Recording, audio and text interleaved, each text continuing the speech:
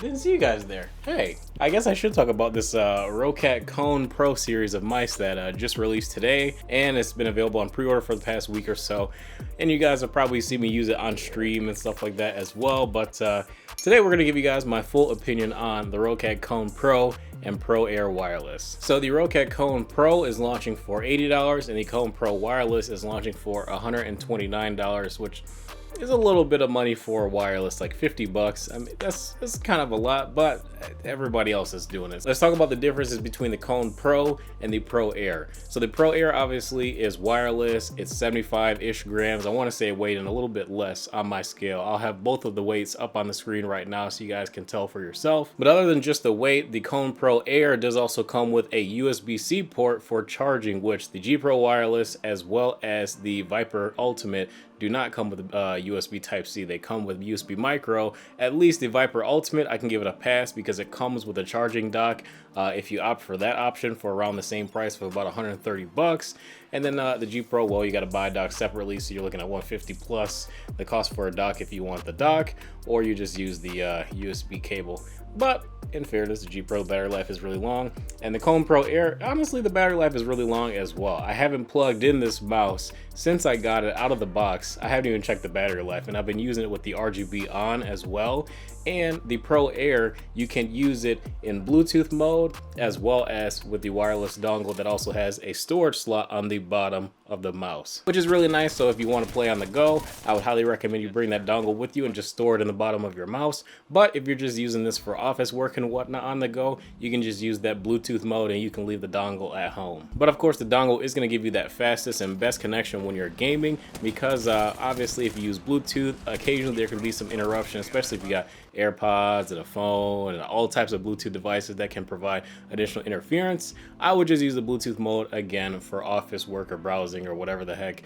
Just use the dongle for gaming. One more difference between the Pro and the Pro Air is that the Pro comes with an extra set of skates in the box, where the Pro Air does not. So that's another thing to keep in mind. The skates on both the mice are these heat-treated PTFE feet, which I believe are probably some of the best mouse feet to come on any stock mouse on the market right now. Like, these are better than the feet that come on the G Pro, better than the feet that come on the Viper Wireless, better than the feet that come on the Model O Wireless. So I don't know, man, these Roccat feet are really, really good. Whatever they're doing with this heat treatment PTFE, I want them to continue doing it on their entire mouse lineup from here on out. The mice come with the Roccat Phantom Flex cable, which is really good as well. It's probably one of the better cables. I would say it's right on par with the Xtrfy Easy cable, and it's just as good as the one on the Burst Pro as well. It's not necessarily needed to modify and swap it out to an aftermarket paracord, but you definitely can. I'll leave links to some of my favorite companies in the description below for you guys to check out if you want to.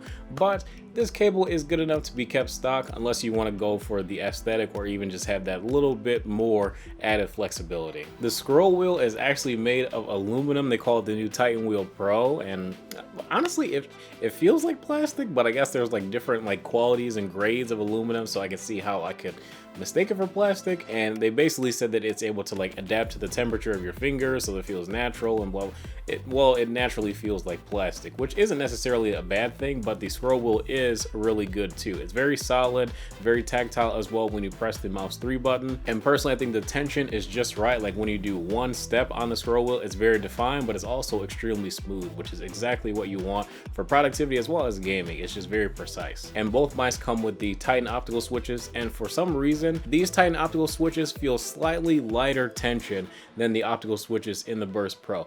I will say, especially after using the G Pro Superlight for so long and using those Omron 20 mils, which are really light clicks, then going back to the Burst Pro, even though I love the shape, and we're still waiting on a wireless Burst Pro, even though I love the shape, the Burst Pro clicks are a little bit stiff, and in direct comparison to the Kone Pro and Pro Air, these clicks do feel slightly lighter, and they don't feel as hard to press as they do on the Burst Pro. So I don't know if it's just placebo because both of these mice are brand new and my Burst Pro is more worn in, or what, but regardless, I would like to see the tension of the Titan optical switches to be a little bit closer to Omron so that they feel a little bit lighter and a little bit easier to rapidly press. Now, I will say that with the Kone Pro and Pro Air, I am able to rapidly press the mouse clicks very efficiently, so I don't really have much of a problem with that, but I would still prefer them to be a little bit lighter.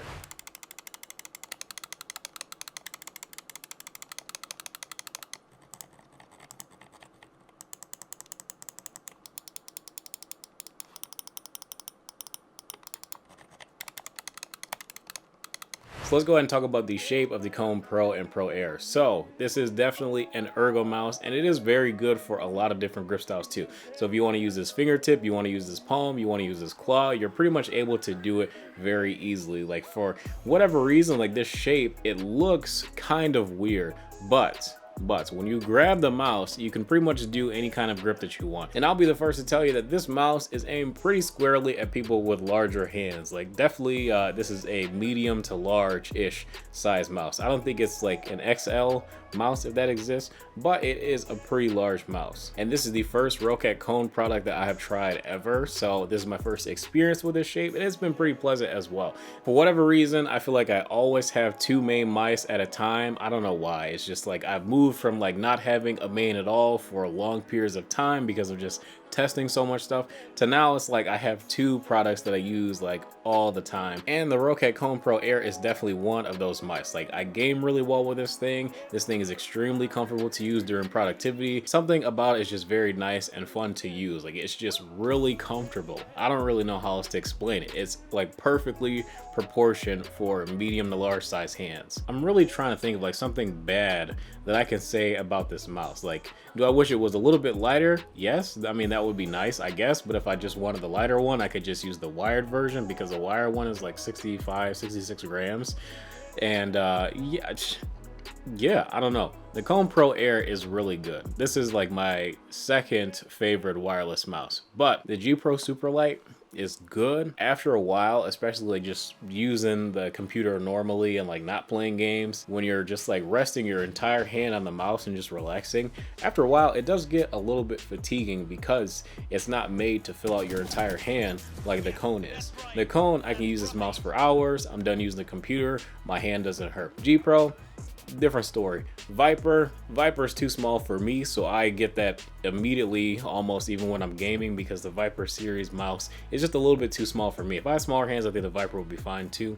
Same thing with the Model L. The Model L is slightly bigger than the Viper, but not as big as the G Pro. I feel like that's where this Kone Pro series comes in.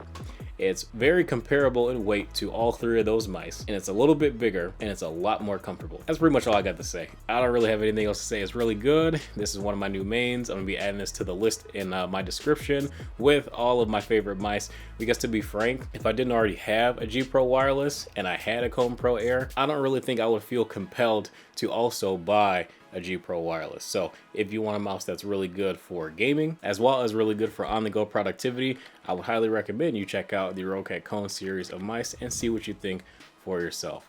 But that's all I got for you guys. If you guys have any questions, feel free to drop them in the comment section below. Otherwise, I will see you guys in the next video. Thanks for watching. Don't forget to follow me on Twitter. I'll see you in the next one.